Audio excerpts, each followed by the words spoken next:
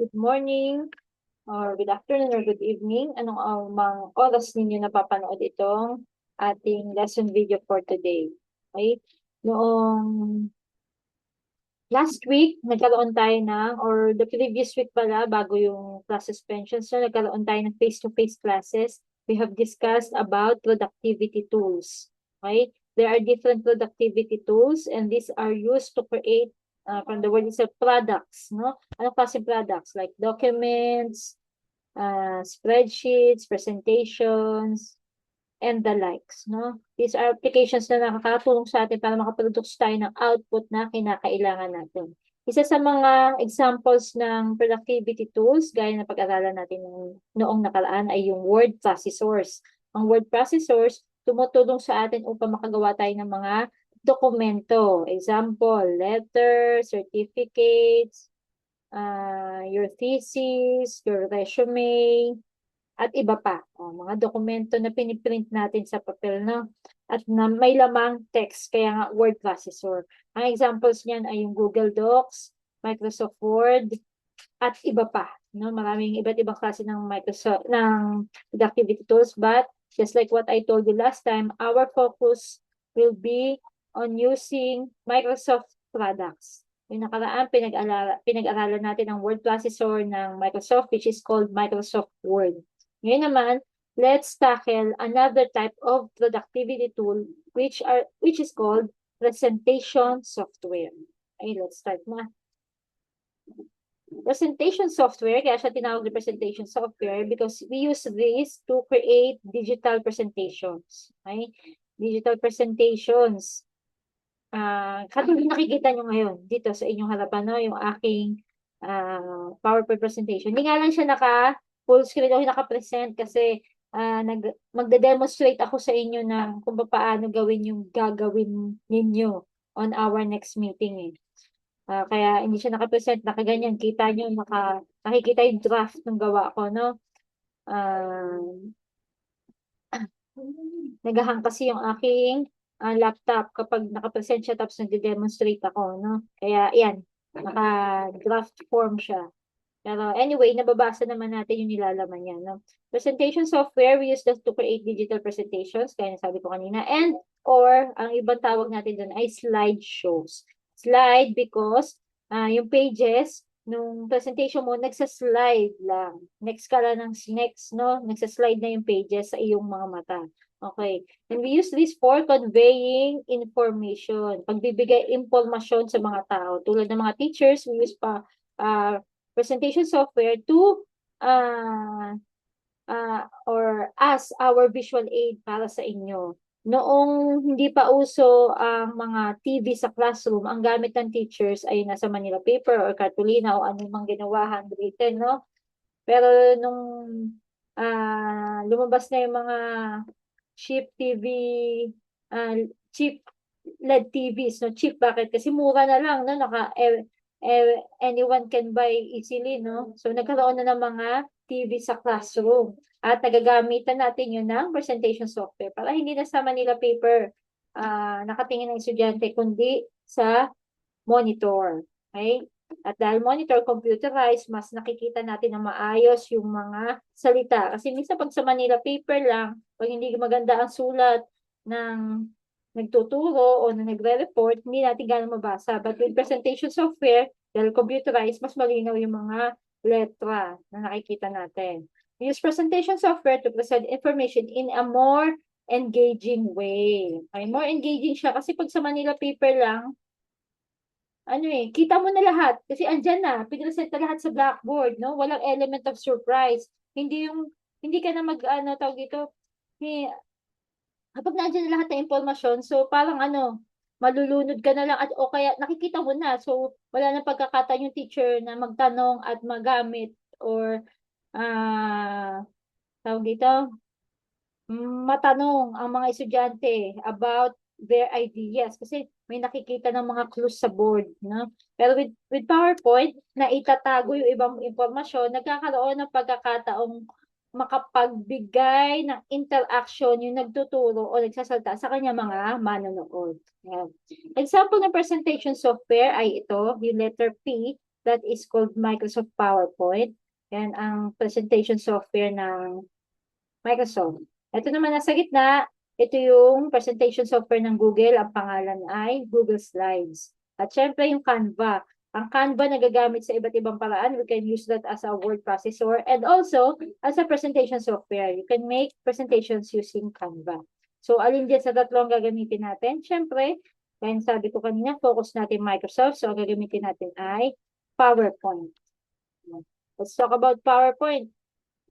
Yung PowerPoint na invento ni Robert Gaskins and Dennis Austin in 1987. So before 1987, ang presentation ng mga speakers, ng teachers, no, ay ginagawa through overhead projectors, no?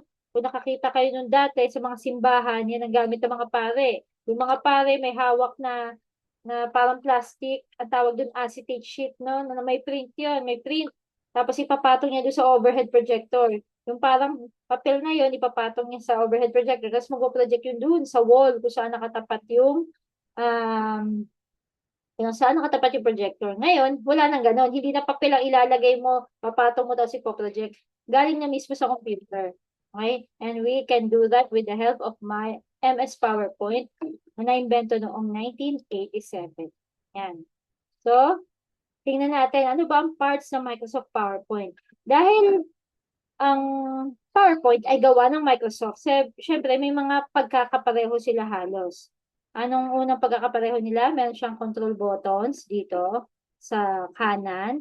Meron din siyang quick access tool dito sa kaliwa. Yan. At meron din siyang ribbon and tabs. Yan. So, halos pareho yung ibang parts. May zoom slider, may views dito, meron dito status bar, meron din siyang rulers. So, napag-aralan na natin sa Microsoft Word kung pumapasok kayo sa araw ng face-to-face classes nyo, no?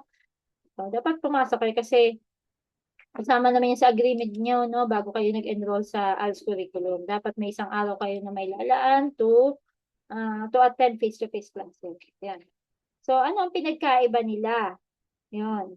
Sa Microsoft Word, yung pinakapapel doon, kung naaalala ninyo, ang tawag doon ay text or document area. Dito naman, sa Microsoft PowerPoint, hindi text or document area ang tawag, kundi slide. Okay? Slide area. Dito nakalitaw yung active slide mo. Pag sinabi active slide, yun yung currently ay ine-edit mo. Okay? Ine-edit mo or doon nakatapat yung doon ka nag-click na huli. Okay? Sa slide na yun. Isa pang part na wala sa Microsoft Word pero nasa Microsoft PowerPoint ay ang slides pane. Ayan yung nasa gilid. Sa gilid, lalabas din yung thumbnails o maliliit na picture ng mga slides na nagawa mo na. So, dito sa example natin, ay isa pa lang. Isa pa lang ang slides. So, kung ikaw may 100 slides, lalabas lahat yan dyan from 1 to 100. Yan, no? Dahil isa pa lang nagagawa dito, so isa pa lang. Slides pane. Kung gusto mo pumunta, halimbawa 1 to 100 yung slides mo, gusto mo pumunta sa number 49. Edi punta ka lang sa slides pane, hanapin mo dyan yung number 49, i-click mo, lalabas na yun dito, magiging active slide mo na siya sa slide area. Okay? So, yun ang we have slide area and slides pane. Yung ibang parts, halos kapareho na lang na nasa Microsoft Word. Yan, basic how-tos tayo. So, maaaring yung iba sa inyo ay alam na to, pero kung hindi pa alam, siyempre makinig maigi. Yan, basic how-tos tayo. Simulan natin sa paano ba magsisimula sa Microsoft PowerPoint. Ayun, inserting text yun. Pero papakita ko muna, paano ba mag-open ng PowerPoint? Siyempre, look for the red icon na may letter P, PowerPoint. Or kung wala naman naka-open, siyempre, hanapin natin siya manually. Okay? Type natin PowerPoint. Yan. Search. Click nyo lang PowerPoint. Yan. Tapos lalabas na yan. Click lang natin PowerPoint. And let's wait. Yan. Pag nag-open ang PowerPoint, ayan. Bibigyan kanya ng options to click blank presentation or may ibang templates dyan, may kasama ng design. Dito muna tayo sa blank. Blank. Ito yung mga nakikita nyo sa baba. Ayan, recent. From the word recent, ibig sabihin, ito yung mga huling PowerPoint files na binuksan ko. Ayan. No? So, kung may ginawa kayo, na-save nyo na, sa susunod, makikita mo na siya dito sa recent. Dito tayo sa blank presentation, open natin. Ayan. Pag i-click nyo ng blank presentation, makikita nyo dito ang slides area. Tapos dito naman sa kabila ang slides pane. Ano po ito nandito sa gilid? Designer pane ito. No, sa version ng aking Microsoft PowerPoint, meron siyang designer pane, nagsasuggest ng mga design na gusto mo. Pero kung ayaw mo siyang sundan, i-close mo lang. Yan. Close na. By default, bibigyan ka niya ng slide na may layout na, no? Meron ka ng text box for adding title. Example, di ba, ang pina-assignment ko sa inyo, mag-isip kayo ng recipe. So, sa pinaka-title slide nun, ilalagay nyo yung pangalan ng recipe. Example, ano ba magandang, paborito ng mga Pilipino, adobong manok. Tapos, yung sa taas, syempre, that is the title. Tapos, meron kayong text box for the subtitle. Adobong manok, recipe. Ayan, pwede may lagay yan. Ayan. Pero halimbawa, ayaw mo nung default text box na binigay sa'yo ni Microsoft PowerPoint, pwedeng-pwede mong hindi gamitin yan. Ay, paano? Punta ka na dito sa slides pane, right-click ka dyan, right-click, tapos pumunta ka sa layout, and choose blank. Pag sinuse mo yung blank, mawawala na itong mga text boxes dito, tapos you can customize your own na. Let's choose blank. Ayan, nawala na. So, tayo na maglagay ng text natin. Okay, paano ba mag-insert ng text sa PowerPoint? So, the first step is to go to Insert tab. So, mahalaga dito, nakakapagbasa, no? Siguro naman lahat tayo nakakapagbasa. Parang sundan natin yung steps. Punta ka lang daw sa Insert tab and click Text box. So, gawin natin siya. Dahil sa PowerPoint natin. Gawin sa Insert. Insert and look for text box. Nasaan ang text box? Ayun. Ayan. Okay. Insert text box. Ayan. Kapag nag-insert ka ng text box, wala pang lumalabas dito, no? So, ano gagawin mo? Click and then drag. Kung gaano kahaba yung text box na gusto mo, kung gaano kaliit. Tapos, release your, release the mouse. Yan. Tapos yan, makapag-type tayo. Example, sabi ko nila, adobong manok. Tapos, na natin, baka nabilis mo makapag-type sa gitna. Control here for center. Tapos, control, close brackets para mabilis ka makapag-increase ng font size. Tapos, pwede mo siya i-move. Kung saan mo siya gusto palabasin. Pwede mo siya i-rotate. Kung gusto mo, slide siya gano'n. Yan. Adobong manok. Yan. Tapos, pwede mo rin i-change yung font style niya or font. Saan yung hahanap? Katulad lang din sa Microsoft Word, nasa tab siya. Okay, naka-minimize nga pala yung ribbon ko, no? Pero pwede natin yan palabasin. Kita natin, show, always show ribbon. Ayan. Kita na natin lagi dito. Tapos, pumili ka ng font na, syempre, bagay sa topic mo, adobong manok. So, ang adobong manok, syempre, masarap yan. Savory. Pagkain. Mamimili ako ng font na parang may kinalaman sa pagkain. Ayan, parang ganito. Parang bagay sa kanya yung first year. So, read out loud yung font ko. Marami akong fonts dito, pero ang gagamitin yung font ay yung kung ano yung available sa PC tab natin na hindi kayo sa bahay gagawa sa school para alam ko na kayo mismo ang gumawa ng PowerPoint, hindi nyo ipapagawa sa mga kamag-anak nyo sa bahay. Dobong man. Ang gagawa kalaki ang text. For titles, ang standard ay 60 pataas, no? Kung titles. Tapos kung yung mga subtitles naman o kaya yung mga definitions lang, yung less important details, ang pinakamaliit na pwede mong piliin para makita ng mga tagabasa mo ay 32. Pag nasa ng bababa doon, as mas palipa doon, mahirap na makita. Adobo man. Ma'am, bakit may red yung adobo? Siguro hindi alam ng dictionary na itong Microsoft Word kung ano yung adobo, kaya ganyan. Kapag may wrong spelling ka or hindi siya familiar sa salita na tinaype mo, kasi English, ang language ng Microsoft, no?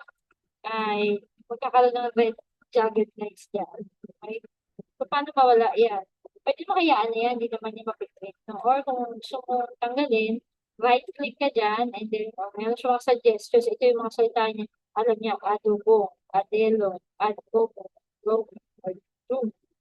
Oh. Wala naman dyan, kasi hindi niya alam yung adobo. I-ignore all yan. Wala naman din. Adobo, mga. Pwede ba baguhin ng kulay? Pwede. O gawin ko brown para mukha talaga toyo. May brown ba dito? Wala. So, paano mo, saan ka pupunta pag ano? Ay, medyo brown pala doon, no? Ayan. Pero orange siya, sabi niya, orange lang. Kung gusto mo ka ng brown, maghanap ka dito sa more colors. Hindi ko yung more colors, tapos marami kulay dyan. Kaya more colors, di more. So, kung ano, insert pa tayo ng text. Adobong manok, tapos steps and ingredients pa rin. Ingredients.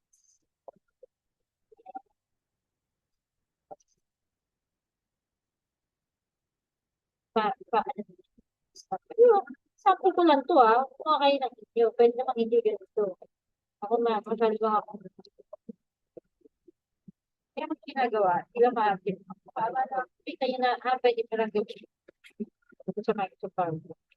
This and example. Ma'am, paano po magdagdag ng slide? O, hindi page ang tawag natin Hindi page ang tawag natin kundi slides. So, punta ka na dito sa slides pane. Yan, tapos, right-click, new slide. Yan, kakala ka na bago slide. Makikita mo naman may highlight yung number 2. Sabihin, itong active slide mo, number 2 yan. Pumunta ka sa number 1, syempre ang magiging active slide mo ay slide mo. Ito naman tayo sa next how to natin. Inserting image. Syempre, no? Ang lungkot naman ng PowerPoint kung walang picture, puro salita lang. Kaya nga tinatamad magbasa yung iba magbasa ng libro kasi puro salita lang eh. Gusto ng iba picture.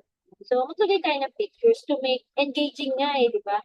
Ang goal ng presentation software to make information sharing engaging. So, hindi engaging pag walang picture. No? So, lagyan tayo picture. Paano daw?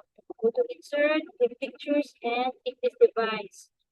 Bakit this device? Kasi kung nakasave na sa computer mo, at yung gagawin ninyo ay dapat nakasave na sa computer nyo. Kaya sabi ko sa inyo, di ba, magkita kayo ng pictures ng ingredients, at saka pictures ng steps ng recipe na nandito. Kasi kung Bluetooth nyo yun doon sa PC tablet, tapos kukunin natin or i-insert natin sa inyong PowerPoint. Pero ang problema ko, wala na akong ready na picture na adobo. Wait lang.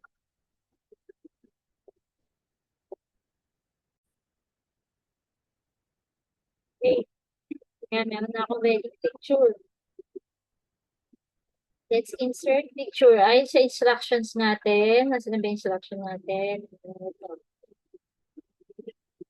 Go to insert pictures and then this device. Kung saan mo sinave. Hanapin mo dito kung saan mo sinave yung picture na na-download mo. So, insert daw. Hanapin ng pictures. Yan. Tapos this device. Then look for the picture that you need. Kaya ang na sa akin ay slice chicken. Slice chicken. Yun, ayan na yung chicken ko. O, kasi adobo manok. So, ilagay mo na siya kung saan mo gusto. O, may lumabas na yung designer paint ko, no? Pero sa ano nyo, sa version ng Microsoft PowerPoint, yung sa PC tab, walang lumalabas sa designer paint. So, close lang natin. Pwede mo siya liitan. Pag kayo nag-edit ng picture, nag-resize ng picture, dito nyo siya hawakan sa corners, no? Ang tawag dyan sa mga Pilipino na object hunters. Okay? Pwede mo siya i-click and then drag. Drag in, drag out, no? Para lumiit at lumaki. Kung mag-reset kayo, huwag kayo mag-click dito sa hindi nasa corner, katulad nito, nasa gilid. Kasi, pinalit ko siya, hindi siya proportional, ng pangit. So, parang proportional, basta na proportional, hindi na di-distort yung itsura niya. Sa corners ka lang lagi. Para ano pa rin, pantay pa rin ang increase at decrease ng size na. Saan ko lagay natin dyan. Sabi natin na text. Sir, kaya ko ito ginagawa para may idea na kayo, no? Sa gagawin ninyo next week. Example na, 1 kilogram chicken slice. Slice. Anong pagka-slice? Adobo ka. Ah, at na, hati-hati. Example yan. So that is how we insert uh, picture. Magdagdag pa tayo. Paano mag-add ng slide? Punta sa slides page, insert, new slide. I-insert ko naman ay step. Diba sabi ko nyo, kumuha kayo ng picture ng mga steps. Kahit sa internet lang, kahit hindi yung kamay nyo mismo makikita. Okay? Insert tab, pictures, this device, tapos look for step. Step. And slicing garlic. Na-download ko na to. So, dapat kayo naka-ready kayo. Slicing garlic. Ayan. Nakita ko dito. Ayun, maghanap na kayo sa intro. Sample na. Insert text tayo. Insert. Shapes. Sorry.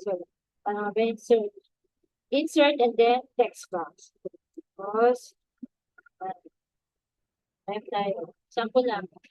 Kunwari step 1. Slides. Regard. Tapos, i-text natin yung size niya. Dapat yung mga text nyo, may tayo dito sa slide 2. Dapat yung mga text nyo halos magkakapareho ang size ha. Hindi pa iba-iba per slide. Dapat may consistency. Ito, sa ingredients ko, size 40. So, para may consistency, gawin ko na rin size 40 ang text nito. Okay. Consistency is the key. Ang pangit niya dito, igitna ko na lang to. Tapos, ito, ilalagay ko sa ilalim. Kayo, bahala kayo kung anong style ang gusto nyo. Tapos, igitna natin. Guys, may garlic. Oh, yeah, okay. Ito na din natin makuha ng ayos. So, sige, ayan. Nakita niyo may lumalabas sa guhit sa gitna, di ba? Sa PowerPoint, binibigyan kanya ng idea kung nasa gitna na ba ng slide yung ginagawa ko. Ayan. Kapag may ganyang guhit sa gitna, yung sabihin, nakatapat sa zero, yan yung gitna ng slide. So, that is how we insert images for pictures. Go to insert tab, take pictures, and then testify. Next, you will be inserting shapes. No? Shapes are helpful, no? Bakit? Nakakapag-add siya ng art at saka nagagamit yan shapes. Mamaya malalaman niyo kung paano nagagamit yung mga shapes, mga movies. No? Go to insert, tab, click shapes, tapos pamili ng desired shape nyo. Tapos, you can modify shapes at the shape format tab. And to insert shapes, and then click choose your desired shape. Example, insert, tapos go to shapes, type shapes. Tapos, yan, arrow. Gusto ko arrow. Bakit? Kasi gusto ko itong shape na to, gagamitin natin para pwedeng mag-arrow, mag-back at pag-next siya to the different slides. Na? So, ayan, arrow left. So, click and drag nyo lang din yan. Ayan, meron na akong arrow. Tapos, i-resize nyo na lang siya, no, na bagay doon sa design ng inyong PowerPoint. Ayan. Next, pwede po bang i-modify shape? Pwede. Pumunta ka lang sa shape formats tab. Shape format. Balta ko ng kulay. Gusto ko, dapat design nyo consistent din, no? Yung mga kulay, hindi nagkakalay sa isa't isa. So, brown yung ginamit ko doon sa adobong manok. Hindi na rin gagamitin ko dito. Tapos parang ayoko na may outline. O yung shape outline ko, gawin ko no outline. Pwede po ba lagyan ng text yung arrow? Pwede. Click mo lang siya, right click, tapos edit text. Start na tayo. Back. Pag-click ka ng back. Kasi gusto ko ito mamaya, pag click itong arrow na to, pag-click siya doon sa slide. So, ngayon wala pang buhay ito. Kaya natin bibigyan ng buhay ang arrow niya. Next. Ito naman tayo sa, yun.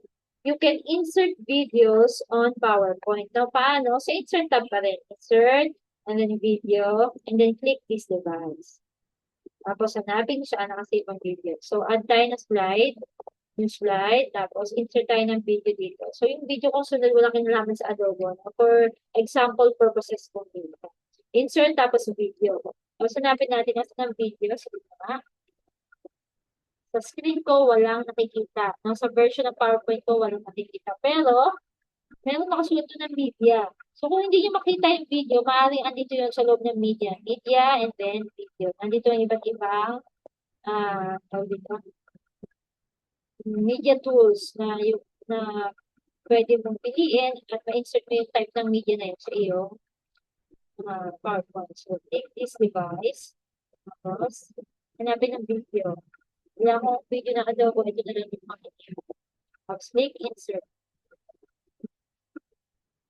Ayan, meron na akong video. Lupang hinita. Tapos, na-occupy niya talaga yung buong slide natin. Pwede pa huwag i-resize? Pwede eh. Basta sa lagi, tandaan nyo, pag mag-resize sa corners lang kayo, mawak. O mag-click. Yan ha. Mag-click ang maliit, maliit, malaki. So, may video. Video ba talaga yan? Yan, natin ko nag-play. So, hindi ko narinig yung sound, pero ayan, natakbo yung video. Or nag-play. So, that is how we insert video. Next naman natin, yan, hyperlinking. Yan. When we say hyperlink, ito yung nakakatulong sa atin para makapag-jump, para tumalon tayo back and forth between specific slides. Ito yung sinasabi ko sa inyo kanina, na itong arrow key natin na back, ay pipindutin natin, pupunta siya sa slide na gusto kong puntahan niya. Okay?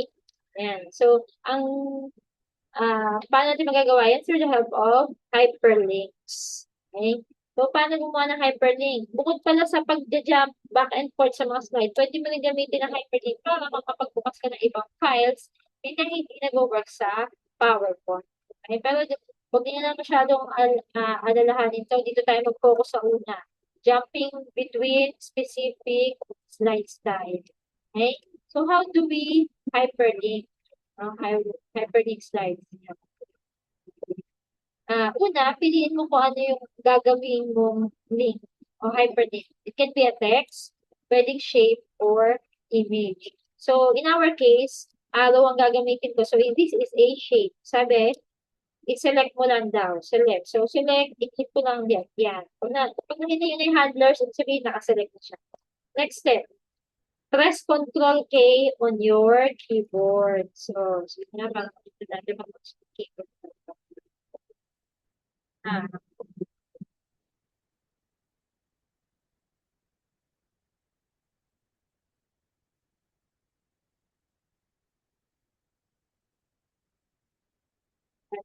Keyboard para makikita nyo.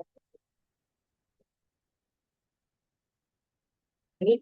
Ito, i-select natin yung shape na gusto nyo. Shape, it can be shape, a picture, or a text. Yan ha. Control down. So, sa keyboard ninyo, pindutin yung control, isang daliri sa control, tapos yung isang daliri sa K. Ha? Control K. Yan. Yun. Pagka-press nyo ng control K, may lalabas na window sa screen. Ayan o. Ito yun. Yung insert hyperlink window. Ano daw ang pipiliin dyan? If you want to jump between different slides, and i-click daw ang place in this document. Saan place in this? Nasaan ang place in this document? Ayan, pangalawa. Place in this document. Tapos makikita nyo na dito, sabi niya, select a place in this document kung saan mo siya gustong tumalon.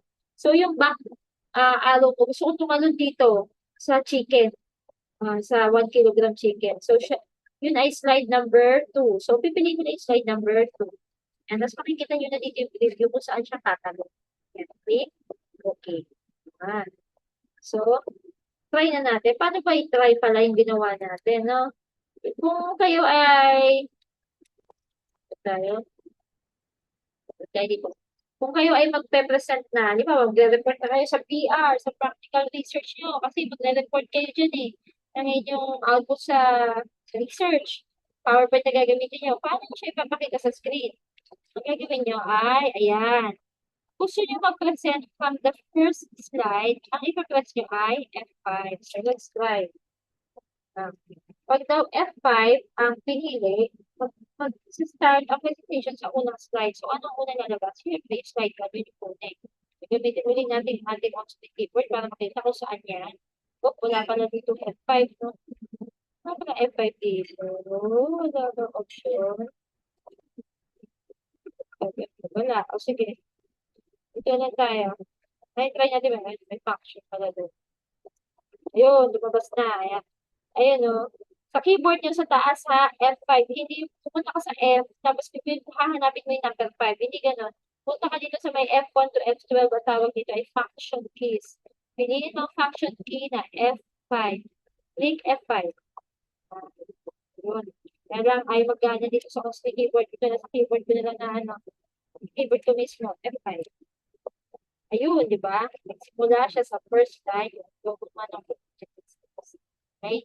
Next. Paano naman po ma'am kung ayoko naman magsimula sa simula? Ang gusto ko yung sa first slide ko. To present from the first slide, ang gagawin mo ay shift and then F5. So, hanapin mo lang yung shift sa keyboard mo. Shift sa keyboard, tapos click F5. Shift, tapos F5. Yan. So, try natin. Try natin. Nasaan ba yun? Wala na si Adobo. Wait lang, hold ko na natin lang. Keyboard ko na lang. Yan. Halimbawa, gusto mo magsimula dito sa slide 3. Sa slides na garlic tayo magsisimula. Shift and then F5. Ayun, di ba? Yan. Lumabas na yung slide 3. Hindi nagsimula sa 1 kasi ang ginawa natin ay Shift F5. Simula kung saan yung active slide. Hindi natin. I-click mo muna kung saan mo gusto magsimula. Ayan, that's number 3. Tapos, Shift F5 para doon magsimula. Now, kung tayo hyperlink kanina, di ba? So, paganahin na natin. Ito yung si back button. Paano malalaman na hyperlink siya? Kapag shape, itong arrow natin, i-hover nyo doon. Pansin nyo ba yung nangyari? Pag nasa labas pa tayo, arrow siya. Pero pag pumatong na yung cursor yan, sa hyperlink natin, nagiging kamay. No, nagiging kamay siya ganyan. Click natin back. Saan dapat siya pupunta? Kay chicken. Yung pumunta kay chicken. Sabihin, bumana. Bumana ang ating hyperlink.